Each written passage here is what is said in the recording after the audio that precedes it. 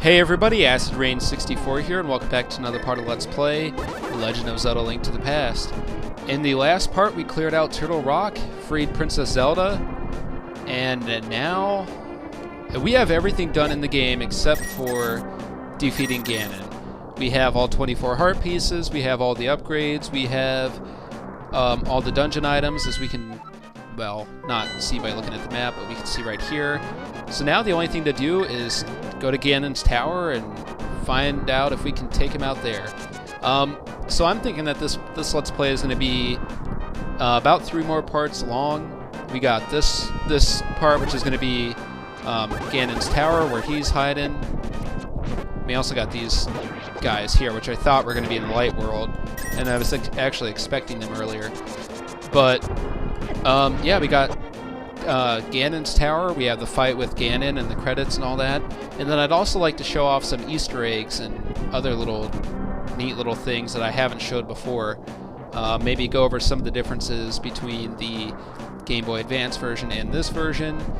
I don't know if that'll be a bonus video or if that'll be actual part of the Let's Play, but we will see when we get there.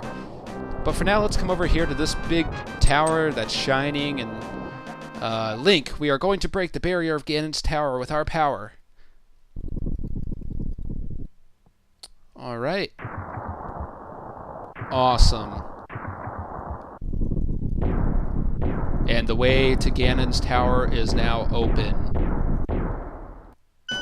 It's very similar to what happens in Ocarina of Time when you have to free all the sages and then you come back here and they open a way to Ganon's castle.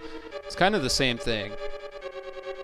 So, Ganon's tower. I would definitely recommend that if you aren't 100% sure what you're doing, I would really recommend coming to this dungeon with at least 2 blue potions, a fairy, and maybe a green potion, just in case. Because this dungeon can be a major pain in the butt.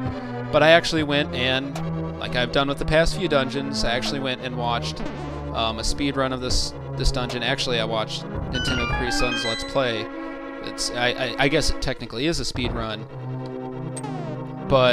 and I just watched that like 2 minutes before recording this part. So hopefully, shit, I just do it myself. I'm gonna have to go back. So hopefully I'll be able to get through this fairly quickly, since I kind of know what I'm doing. But we shall see what happens. Here we need to grab onto that right there, and then we gotta bomb the switch, because that's what he did. But I've never gotten through this dungeon quickly, but I'm hoping that since now I'm watching, you know, since I've watched a Let's Play, I'll know what I'm doing, which would be great. And you know, honestly, that's the big point of Let's Plays, in my opinion, or should be a point of them, to help out people who want to get through a game quickly, or more quicker than what they would normally do, or what they would normally be able to do. So, dang it, I knew I was going to be hit by that, but that's not a big deal. Okay, so we're almost at what I always considered to be the hardest part of this dungeon. And if you know the paths, if you know the ways to break things, we gotta push that block. But if you know how to break some things, if you know the right paths, then you can get through this dungeon really quickly. But as a kid, I never really knew what I was doing. Just like in here, there's a certain path you have to take, and you actually have to go right, and then you want to take this left path, and then you want to take the far left down here. Now, if you didn't know which way to take there, you would be stuck on that for a good 20 minutes or so, because I know that's happened to me before. But now, hopefully, you know which path to take, and you can fly through this dungeon like I am. And then in here, this is kind of self-explanatory. Okay, so where are we at now? If you can believe it or not, this is actually the second hardest room in the dungeon. Unless, of course, like I said, you know what you're doing, or you know how to break this. So we'll go ahead and kill that guy. And you can actually see the path. I don't know if it's my monitor or if it's just the emulator, but you can actually see the path. And that that's a good thing, but I don't understand why I can actually see it.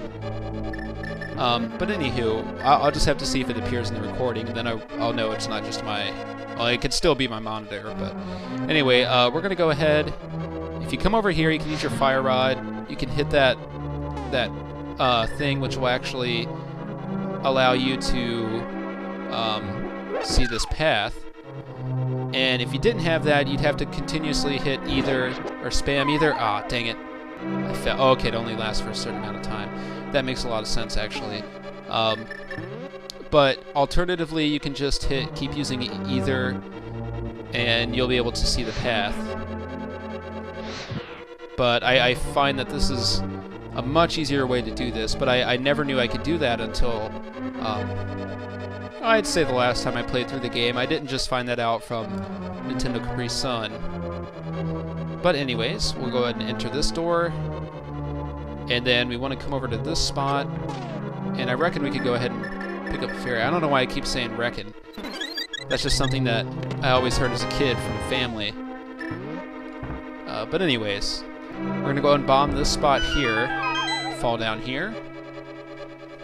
And hey, look who's making a return here. We got the Armos Knights. And these guys are going to be a complete pushover, because if you remember, we had to originally kill these guys with arrows. Well, now we have stronger arrows, so this just makes them completely easy to kill. And then you want to make sure you come up to this room, because up here we get ourselves the boss key. And also we have some chests. They just have some bombs, and I'm going to assume arrows. Yep. Stuff we don't really need because we have all the upgrades for bombs and arrows. And I'm actually kind of glad I got that done. Or I picked those up earlier on. Okay, so I don't know what's in here. Just some fairies. That's actually nice, and I probably should pick one up, but I'm going to be a renegade and take a chance and not do it. Okay, and then also we've got the dungeon item right here, which is the red mail. This provides even better protection than the blue mail. So now we're going to be taking, I think, a fourth of the damage that we would usually take, I think. But anyways, this is going to put us back at the main entrance, and we don't have to worry about the right side. I have no idea what's over there, but we actually don't need to go that way. I think that's just going to have some keys if you need them, or the map or the compass or whatever. But we're just going to ignore that. So now we're heading this way, and as you can probably tell, this dungeon has a boss gauntlet pretty much. We're going back and we're fighting all of the light world dungeons, and that's all we have to actually fight. Oh, crap. We're not actually going to be fighting all the dark world dungeons because that would honestly suck. So we only have to deal with the light world bosses. Okay, so then we have these red fools to take care of. And I really hate these guys. But the good thing is that your shield, well, your light shield or mirror shield, whatever it is, will actually reflect, or it won't deflect their beams, but you won't be hit by them, which is awesome. Oh, you can still be hit by the beamos though. It doesn't protect you from that, which really bites. But I guess if that was the case, then it would make it really OP. Okay, so now we shall head up here, and as soon as we hit the switch, it's going to unleash a bunch of those things. But we had to actually come down here to get a switch. Then we can loop around here, hit this again, and that actually didn't work out in my favor like I was hoping it would. Okay. And we're moving on. Oh, we have a cannonball room. All you have to do here is just dodge the cannonballs. I think that room over there is actually a resupply room, and you have to actually bash into these blocks to get over there. If you're desperate on hearts or magic or anything, then I guess you could do that. Now what I'm going to do is we're going to have to go through a series of rooms where we have to kill all the enemies in the room. And since I have a magic potion, I'm actually going to go ahead and just spam bombos in these rooms. And actually we'll use either in one room. But this will just make things so much easier. And honestly, I'd rather do this than have to, you know, kill all the enemies with my sword or something. See, even though we just have 3 of these crocodile guys, you know, it's a lot easier to just take them out with bombos, and instead of having to try to take down each one single-handedly. And now we got the red ones here, which actually do, they shoot beams, which is really annoying. Okay, then we're just going to dash straight here. And we are flying through this. Still, I'm going to use bombos again, even though we only have 2 enemies. But I'd rather... It's the ice physics. If it was just on, like, regular ground, I wouldn't mind having to take out all the enemies, but I'm not dealing with ice physics and all that mess. Anywho, now we are at the second Light World boss, Moldorm, or whatever its name is. And our sword should make it so that we only have to hit each one twice. So, okay, unfortunately we did hit that one, but that is okay. Alright, so now that he's taken care of, we can enter this room, and now we've only got 1 boss to take down still. We have, actually I think is the boss that's actually Moldorm. Okay, and here I can see the path again. Oh shit, I don't think I did it in time. Okay, right here. Now, either we'll actually kill these guys, and you do have to kill them to get through this room. Alright. And then here we could just run through all this, just as... And I think they have the Light World bosses, but they have components of the Dark World dungeons, such as these guys and conveyor belts, and I think it's actually awesome that they did that. Okay. So what do we got here? Oh, a floor that actually disappears. Okay, I'm actually going to go ahead and whip out my magic potion real quick, because I do need that here, because we got to hit a bunch of torches. Okay, and actually the next room is pretty hard too, and that's probably the 3rd hardest room in the dungeon. So what we're going to do is we're going to not fall down there. Well, I guess I already did, so I can't help it. But you want to just kind of follow the flame. I mean, don't let it hit you. Okay, so we're going to start from here. We're going to do this, this, this, this, and then we should be able to get through this room. Okay, not a problem. Now, one thing that's going to be annoying is that if we come down here... Oh, come on. Give me a break. If we come up here, there's actually going to be this right here. Oh, crap. I'm going to have to take a hit. Alright. We made it. Just take out the bottom ones first, and then the top aren't that hard to deal with. Okay, we got 2 chests in here. I'm not going to worry about them. I believe we have enough keys. Okay. Oh man, I hate this right here. Whoops. It's a good thing I have 50 bombs, because I might actually use 50 bombs. Okay, that should be... Okay, it's actually exploding too early. There we go. Nope. Okay. So moving on. I'm gonna grab that key. I don't really think I need it, but I'm gonna grab it just in case. Alright.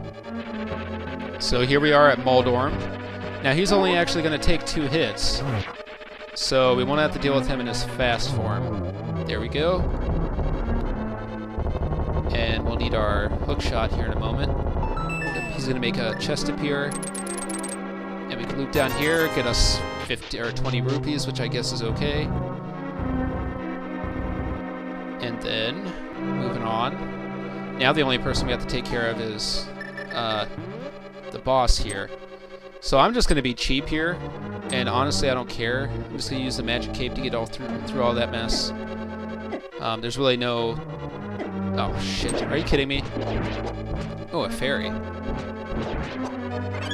Okay, that was actually really nice. So I was going to say there's no reward for killing all those enemies, but I guess you have the chance of them dropping a magic or a giant pod or a fairy, which is good. But anyway, here is the boss that's waiting for us. Ho ho ho! It's great that you could come all the way here, Link. I'm very happy to see you again. But you'd better believe me that we will not have a third meeting. Prepare to meet your doom. Alright, here we have Agnihim Battle 2. And he is a little more difficult. He's got clones now. But what you can actually do, I'm trying to be slick here, is you can actually deflect these guys' beams back at him. So you can hit them more than once at a time, but it's pretty difficult to do. Okay, so I'm just going to focus on him and not worry about the other ones. I mean, right here I could do it. Yeah, see, that was awesome, and I probably could have got it with that third one, too. Okay. So, there we go. And we have defeated Agnihim.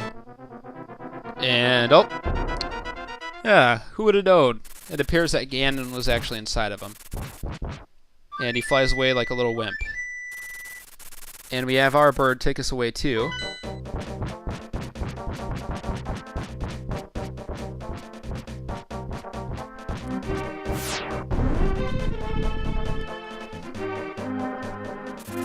Okay, and he crashes right in there into the Tower of Power.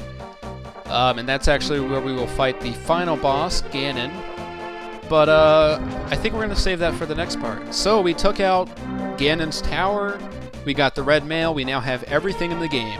We are now ready to fight Ganon and complete the game.